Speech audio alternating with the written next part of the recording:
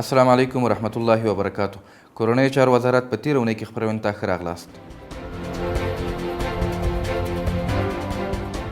د کورنیو چارو وزارت سرپرست محترم خلیفه سراج الدین حقانی کابل کې د روسیې هیواد له سفیر دیمیتری ژیرنوف سره وکتل.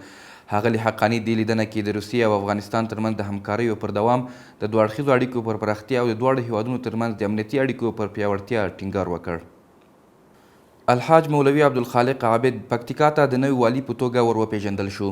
د ښاغلي عابد د پېژندنې په مراسمو کې د کورنیو چارو وزارت تامیناتي چارو مرستیال عبدالله مختار ترڅنګ د دغه ولایت یو شمېر ملکي او نظامي منصوبینو ګډون درلود. امنیتي ځواکونو د نیمروز ولایت په چخانسور ولسوالۍ کې هغه ښکار ویشتونکي نیولي چې له څو ورځو راهیسې په ټولنیزو رسنیو کې عکسونه ښکته او پورته کېدل او هیوادوالو یې د نیولو غوښتنه کوله.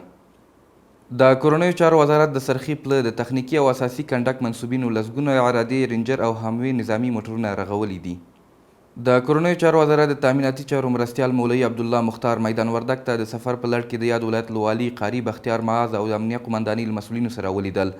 په دغه لیدنه کې د پولیسو په مسلکي زده کړو، امنیه قمنداني د ټولو اجناسو پر ثبت، د کورامیز پر سیسټم او نورو تامیناتي چارو بحث وشو. دا وې د دې اونۍ لاسته راوړنې. تر بیا ښې چارې.